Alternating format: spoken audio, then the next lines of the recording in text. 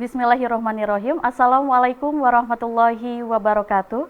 Apa kabarnya pemirsa TVmu dimanapun Anda berada? Senang sekali saya Rizky Nurul Ilmi kembali hadir menyapa Anda dalam program Catatan Akhir Pekan TVmu, di mana kita menghadirkan bagaimana dinamika keumatan dan kebangsaan tentunya dalam perspektif Persyarikatan Muhammadiyah, dan bersama ayahanda kita Bapak Profesor Dr. Dadang Kahmad MSI, Ketua Pimpinan Pusat Muhammadiyah. Dan pada kesempatan kali ini pemirsa, kita membahas mengenai Tahun Baru Islam 1446 Hijriah, yang dimana Tahun Baru 1 Muharram 1446 Hijriah ini jatuh pada Ahad 7 Juli 2024. Dan pemirsa, dan hal ini juga berkaitan dengan penentuan awal bulan Hijriah yang selalu menjadi topik penting setiap tahunnya juga dalam kehidupan berbangsa dan bernegara. Dan pemirsa, langsung saja kita sapa ayahanda kita, Bapak Profesor Dr. Dadang Kahmad MSI, yang sudah membersamai kita secara virtual. Assalamualaikum warahmatullahi wabarakatuh. Waalaikumsalam warahmatullahi wabarakatuh. Bagaimana kabarnya Pak Prof untuk pekan ini? Alhamdulillah, kabar baik, sehat walafiat insya Allah. Alhamdulillah, setiap pekannya, setiap harinya selalu sehat untuk semangat menjadi terus lebih baik lagi ya Pak Prof. Nah, Amin, amin. Pak Prof, kita alhamdulillah sudah memasuki Tahun Baru Islam 1 Muharram 1446 Hijriah. Tentunya juga banyak pesan-pesan atau yang harus disampaikan, yang harus kita lakukan agar menjadi lebih beriman dan bertakwa lagi kepada Allah Subhanahu wa taala. Nah, Pak Prof, terkait juga Muharram 1446 Hijriah nih, ada pesan khusus gak dari Pak Prof tersendiri? Ya, Bismillahirrahmanirrahim. Assalamualaikum warahmatullahi wabarakatuh. Alhamdulillah, wassalatu wassalamu ala rasulillah. Para pemirsa TVmu yang dirahmati Allah, di mana saja berada, Alhamdulillah kita di hari ini kita bersama-sama berjumpa dan kita akan membicarakan tentang tahun yang baru lalu, tahun baru yang baru lalu, yaitu tahun 1 Muharram 1446 Hijriah. Kita meninggalkan tahun lama 1445 Hijriah. Allah Subhanahu wa ta'ala berfirman, ya ayyuhalladzina amanu taqullah wal tanzur nafsum ma qadamat lighad wattaqullaha innallaha khabirum bima ta'malun. Hei orang yang beriman, bertakwalah kepada Allah. Hendaklah kamu semua melihat ke belakang, ya, melihat kepada apa yang telah lalu, lighad untuk perencanaan menghadapi masa depan. Wattaqullah, dan bertakwalah kepada Allah. Innallaha khabirum bima ta'malun, sungguh Allah mengetahui apa yang kamu lakukan. Jadi ayat ini memberikan satu perintah kepada kita dari Allah. Nah, kalau menghadapi pergantian tahun seperti ini, pertama bertakwa pada Allah, ya. Menghisab diri lah, bertakwa pada Allah. Kita bersyukur atas umur yang panjang, ya. Dan yang kedua, kita juga menghisab yang lalu, jadi semacam evaluasi langkah-langkah kita pada tahun 1445 yang lalu untuk merencanakan yang lebih baik tahun 1446 ini. Kita terus disuruh bertakwa, artinya tawakal kepada Allah, berdoa, dan Allah saat mengetahui apa yang telah kita lakukan. Jadi tahun baru ini tahun baru yang istimewa bagi kita warga Muhammadiyah, karena PP Muhammadiyah meresmikan yaitu kalender Hijriah Global, KHGT terpadu, ya, yaitu untuk memberikan satu pedoman kepada seluruh kaum muslimin seluruh dunia bahwa kalau memakai kalender global ini maka akan menjadikan kita itu bersama-sama, terutama dalam merayakan hari raya seperti Idul Fitri, Idul Adha, dan penyelenggaraan haji yang lain-lainnya. Jadi kita tidak lagi berdasarkan ketidakpastian ya. Kalender tunggal ini, kalender Hijriyah Global Tunggal ini diharapkan menjadi kalender yang dijadikan rujukan untuk umat Islam seluruh dunia dimanapun berada ya. Karena kita sudah membuat satu perhitungan-perhitungan bahwa jika kalender ini mengatakan tanggal 1 Muharram tanggal 7, maka di seluruh dunia akan sama tanggal 7 bulan Juli kemarin ya. Baik. Oleh karena itu ini perlu, karena untuk memberikan kepastian kepada kaum muslimin yang selama ini kita tidak pasti ya. Kita itu selalu was-was kapan Lebaran, kapan Idul Adha, ya kapan Idul Fitri, Menjadi perbincangan ya. wukufnya kapan. Jadi sebagai sebuah bangsa modern, sebagai sebuah umat yang dilahirkan di zaman baru seperti ini, itu tidak baik. Ya.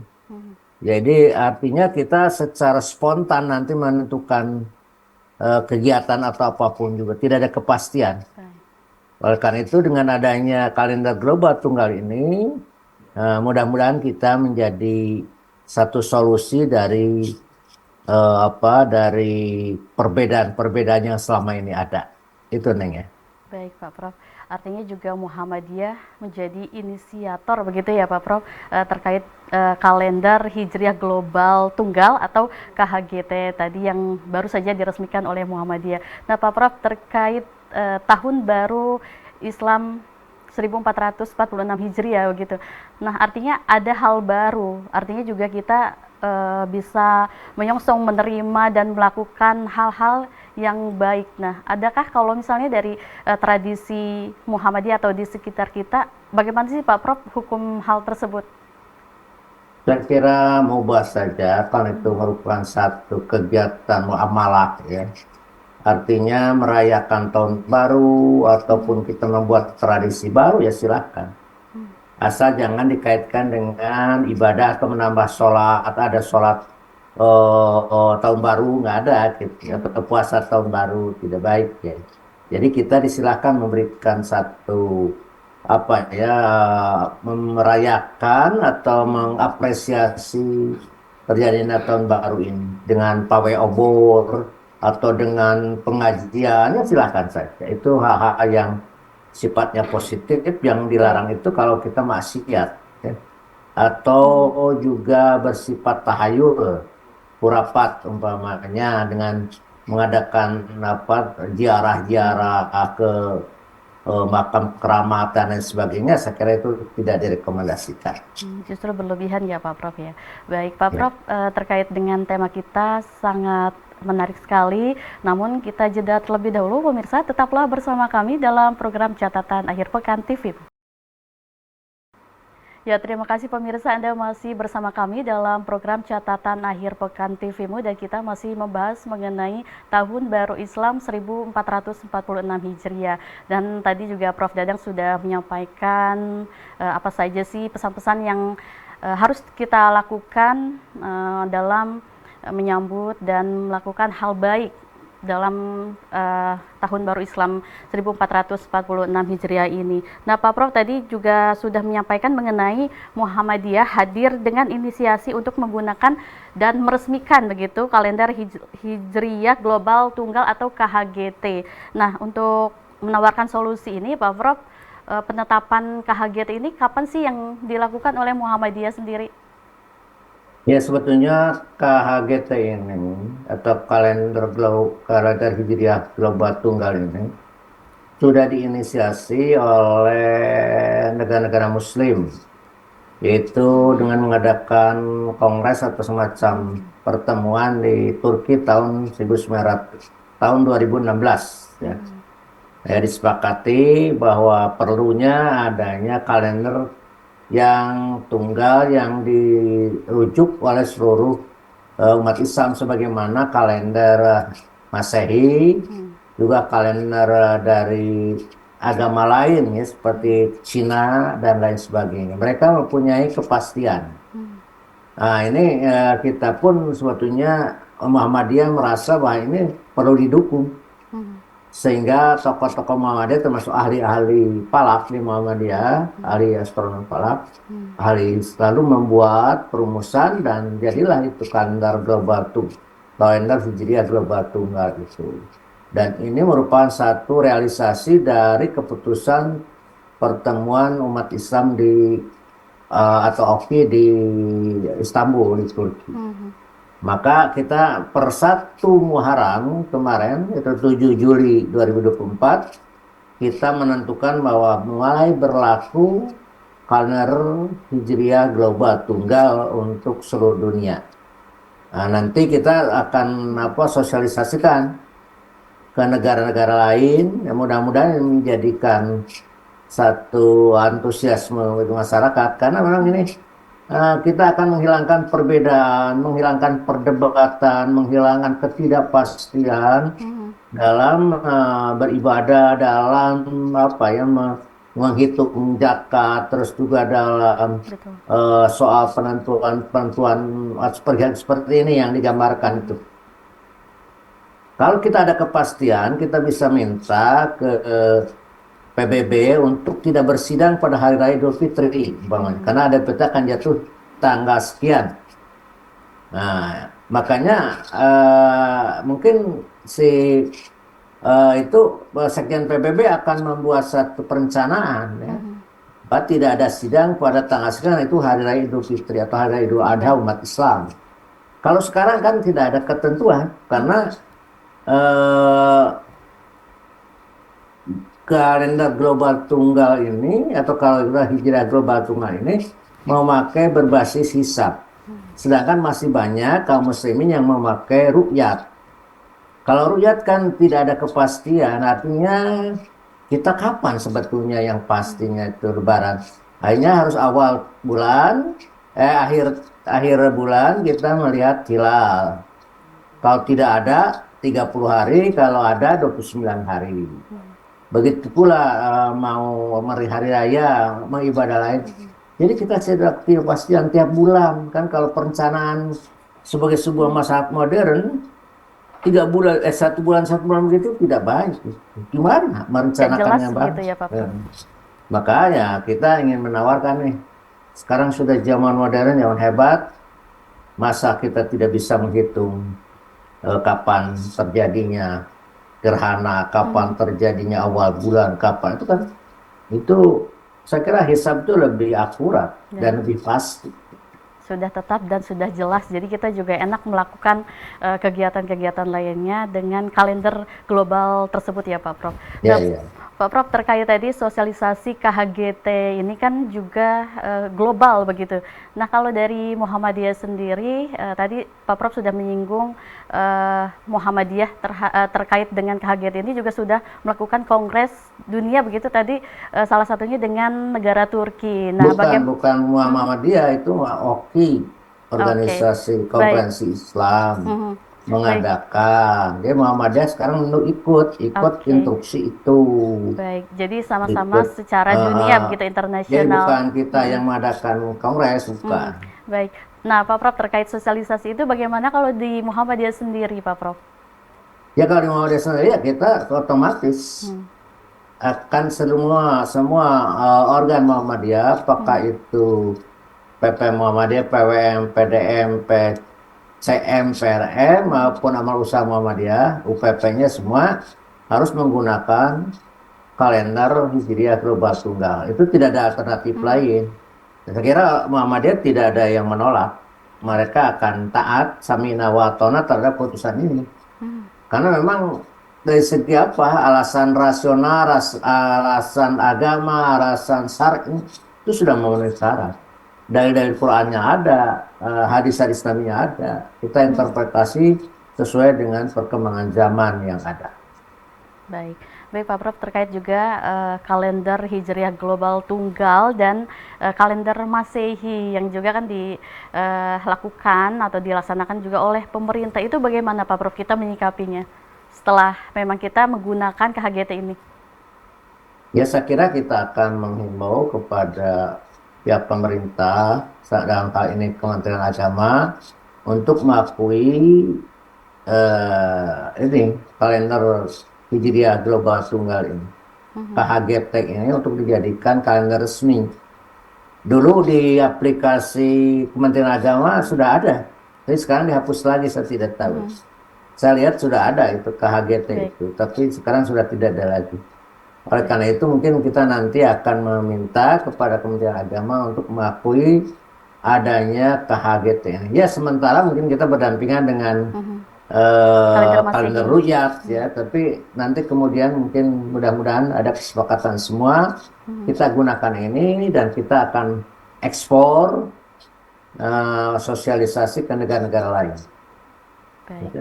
Baik, Masya Allah, sangat berhubungan sekali antara kalender global Hijriah Tunggal ini dan penetapan awal bulan Masehi. Nah, Pak Prof, semakin menarik sekali perbincangan kita terkait Tahun Baru Islam 1446 Hijriah. Tentunya kita akan jeda terlebih dahulu, pemirsa. Tetaplah bersama kami dalam program Catatan Akhir Pekan TVmu. Ya, terima kasih pemirsa, Anda masih bersama kami dalam program Catatan Akhir Pekan TVmu. Kita masih membahas mengenai Tahun Baru Islam 1446 Hijriah. Tadi selain juga bagaimana memperingati hari Tahun Baru Islam ini, Pak Prof juga sudah menjelaskan, memberikan pemahaman terkait kalender Hijriah Global Tunggal yang sudah diresmikan oleh Muhammadiyah. Nah, Pak Prof, tadi terkait peresmian kalender kalender Hijriah Global Tunggal atau KHGT ini, 1 Muharramnya didasari dan dilatar belakangi oleh apa, Pak Prof? Ya, tadi kan didasari oleh kepentingan umat Islam untuk mempunyai kesatuan dalam kalender, dalam memberikan semacam kegiatan-kegiatan yang memerlukan partisipasi orang seluruh dunia. Maka kita merasa perlu untuk menjadikan kalender ini sebagai kalender global tunggal ya, supaya bisa sepakati bersama. Dan itu insya Allah itu sudah diresmikan, dan sekali lagi kita tidak mensosialisasikan ke seluruh dunia. Baik, Pak Prof, penetapan Hijriah ini juga kenapa bukan pada saat Maulid Nabi? Ya, ini sejarahnya panjang. Waktu itu Khalifah Umar bin Khattab, di mana Islam sudah menyebar ke berbagai daerah, banyak menerima surat yang tidak bertanggal, yang tidak bertiti mangsa, sehingga surat ketika mau dibalas, surat yang mana dulu yang harus dibalas ya. Oleh karena itu diadakanlah para sahabat berkumpul, lalu membicarakan tentang perlunya adanya kalender Hijriah. Maka waktu itu ada yang mengusulkan kelahiran Nabi Muhammad. Lalu kata yang lain, kan itu bersifat individual. Lagi waktu itu Muhammad belum jadi nabi. Juga ada yang mengusulkan kerasulan Muhammad, juga tidak diterima. Juga yang mengusulkan tentang wafatnya Nabi Muhammad, juga tidak diterima, karena itu bukan gerakan umat. Maka ketika diajukan dimulai dengan hijrah kaum muslimin dari Makkah ke Madinah, maka itu disepakati. Ini ada hikmahnya, karena kalau dari Maulid Nabi itu akan terjadi kultus yang sangat luar biasa kepada Nabi. Oleh karena itu kaum muslimin waktu itu tidak mau ada kultus yang berlebihan melebihi kapasitasnya sebagai Nabi.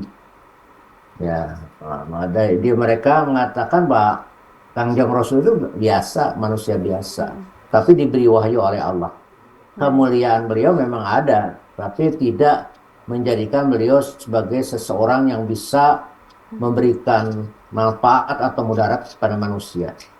Oleh karena itu, kaum muslimin berhati-hati dan menentukan tanggalnya tidak pada kelahiran seperti mana agama-agama lain, dari kelahiran para pendirinya, maka Islam memulai dari perjuangan yang itu adalah memuat tentang optimisme ya. Jadi perjuangan hijrah itu adalah